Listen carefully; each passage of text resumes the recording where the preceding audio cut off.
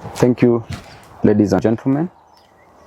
I'm Babu Owino, Member of Parliament for Embakasi East constituency. I stand before you today not just as a voice of concern, but as a citizen who is deeply outraged by the senseless violence we are witnessing. The recent attacks by goons on innocent people are not just cowardly.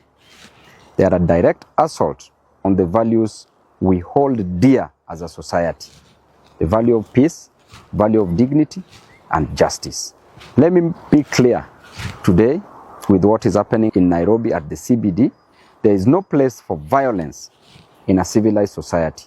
No ideology, no agenda, no grievance justifies raising a hand against another human being. These goons, these thugs are not heroes. They are criminals and they must be treated as such.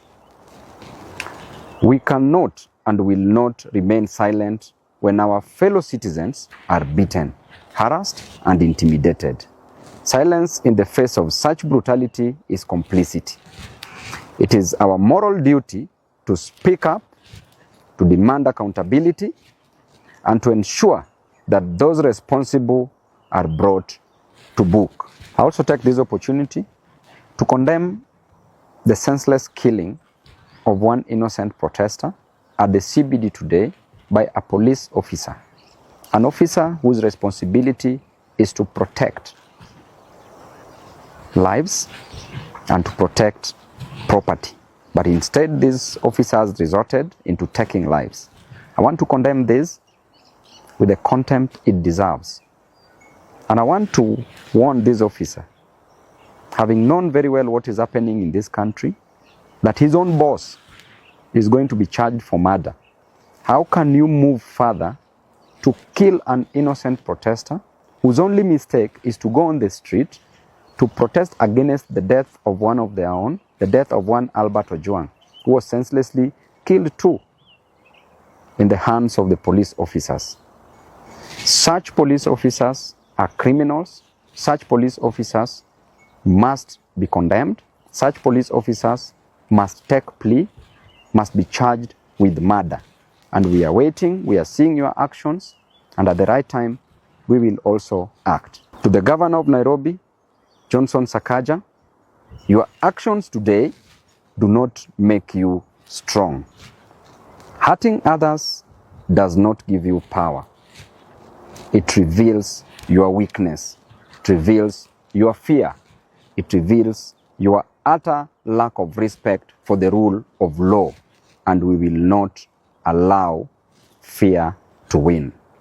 I want to tell you clearly that you've hurt so many people, but the goons that you've hired today at the CBD to hurt people during demonstrations, and we will not take it lightly. To the victims and families, you are not alone. We see you, we stand with you, and we will continue to fight for a society where everyone can live without fear, regardless of their background, beliefs, and opinions. Let us send a message loud and clear that we will not be bullied, we will not be silenced, and we will never stop fighting for justice. We will never stop fighting for peace and for the right of every individual in this county and in this country. What the governor has done is completely unacceptable. I condemn it strongly, and I believe that he can do better. When he was campaigning, he used to say that siasa bila chuki, siasa bila vita. But now, what are we seeing in Nairobi? A disorganized county, a county that should be organized instead of being antagonized by the governor with the help of the government. We want to warn the goons that you need to stay at home.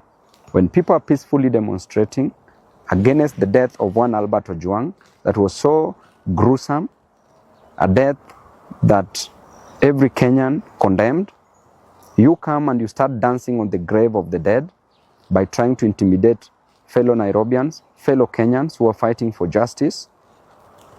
I want to say that you are criminals and you must be dealt with accordingly. And therefore, Nairobians, do not fear. We are with you. We will stand by your side. We will fight by your side. As Babu Owino, I will always be by the side of the people. God bless you and thank you all.